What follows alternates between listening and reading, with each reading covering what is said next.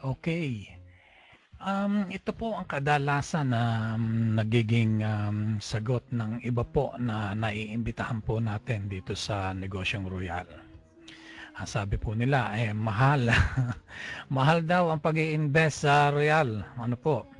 So, ang katanungan dito, mahal nga ba ang mag-Royal? So, depende po yan.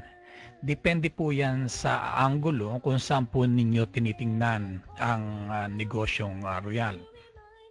Kung ito po ang tingin ninyo dito ay isang gastusin, mahal po yan. Ano po, kung ito po naman ay titingnan ninyo doon sa anggulo na isang hanap buhay, ito po na ang pinakamura na negosyo na nalalaman ko.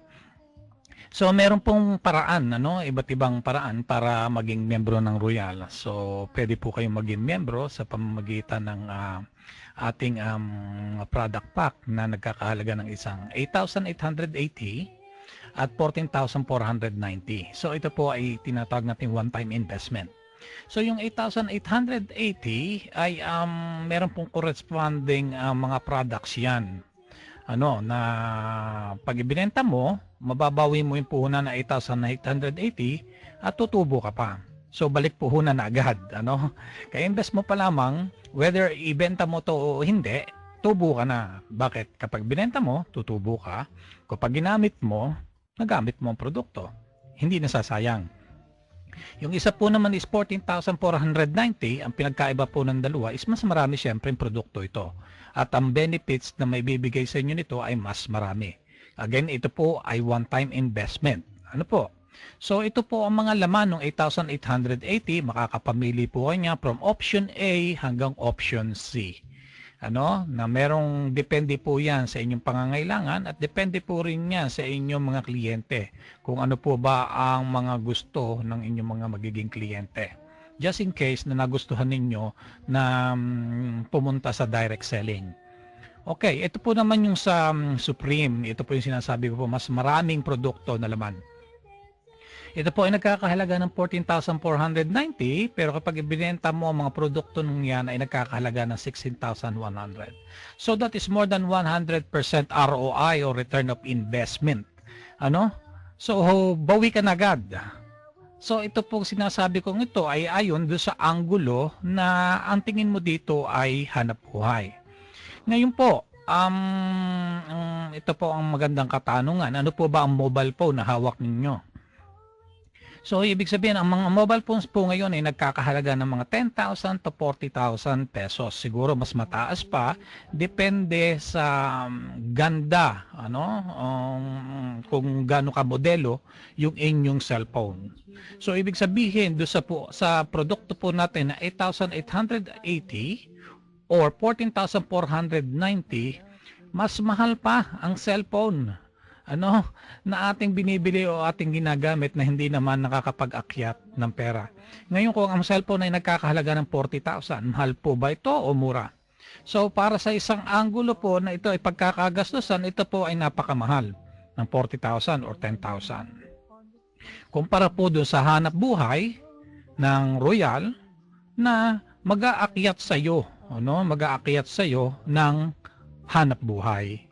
So yung iba po ay nakakabili ng mga makabagong kagamitan kagaya po ng mga PlayStation o Xbox 360 na alam po naman natin na napakamahal ng mga produktong ito. Ang iba po naman ay nag-i-engage sa pagbili po ng mga bags, mga jewelry, sapatos. Hindi naman po biro ang halaga. Yung iba po, kagaya sapatos, meron nagkakahalaga ng 7,000 to 8,000 pesos.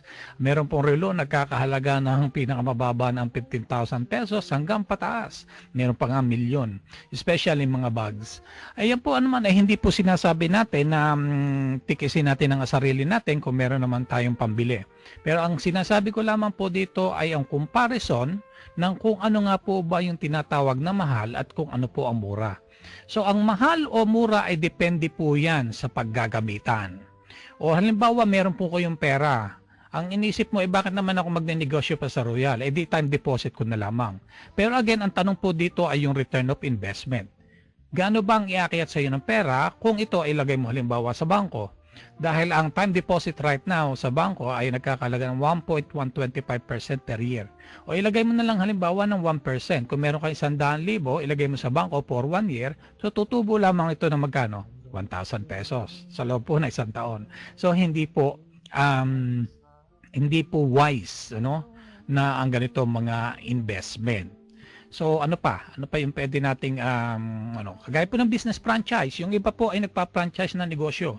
Yung iba po ay nagtitinda ng mga gulaman, nagtitinda po ng fishball, o nagtitinda po ng ibang mga seafoods or mga mani. So nagkakalaga po ng 20,000 to 100,000 para bilhin mo lamang yung pangalan ng negosyo. Yan po ay malaking puhunan. Ang mabigat po nito, ito ay kailangan ninyong bantayan. Kailangan po ninyong bantayan. At kung gusto mo ng maraming pwesto, at ang franchise ay nakakalaga ng 20,000, kung gusto mo ng 5 pwesto, so kailangan mo ng 100,000. So hindi po fix. So the more na marami kang franchise, the more na malaki ang iyong gagastusin. Or mamili ka na lang, wag ka na lang magnegosyo, bumalik ka na lang uli sa dati mong trabaho. Pero again, ang trabaho po natin ay hindi po natin masasabing sigurado dahil lagi po sa araw-araw ay may pagbabago. Depende po yan sa kung gaano kalusog ang negosyo na inyo pong pinapasukan. At kung gusto po ninyong kumita ng mas malaki, ay kinakailangan po ninyong magdagdag pa ng oras. So yun po ang tinatawag nating overtime. Sa pagtatrabaho po, ang puhunan po natin ay ang ating oras at ang ating kalusugan. Yan po ang malupit na katotohanan. Now, yung sinasabi ko pong Royal Business ay ginagawa po ito ng part-time para sa mga kagaya natin mga empleyado na. Until such time na na-establish na natin ang business, nasa sa inyo na po kayo kung mamimili kayo kung gusto po ninyo itong gawing part-time or full-time.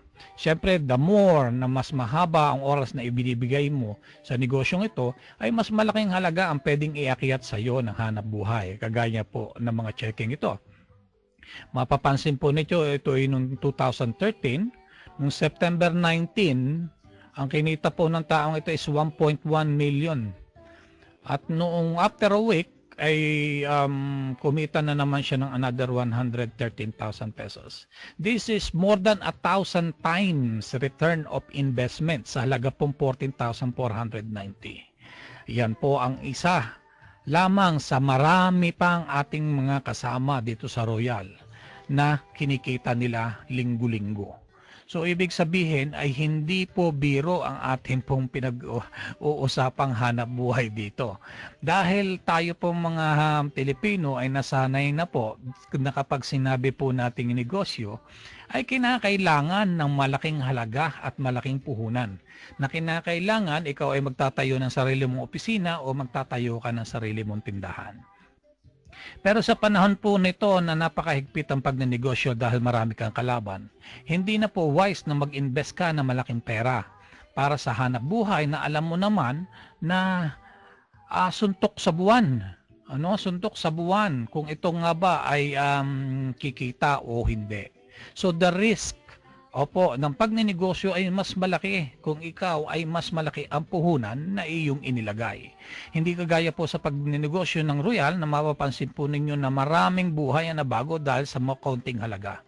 Ngayon ang kung tinatanong po naman dito is masyado matrabaho, wala po namang hanap buhay na hindi kinakailangan trabahuhin. Pero kagandahan po dito sa Royal na ito ay pwede mong gawin anumang oras na gusto mo o ilang oras na gusto mong i-devote sa hanap buhay na ito. Kagaya po ng ating mga kababayan na ito na talaga namang nagtagumpay sa paghahanap buhay ng Royal Business Club.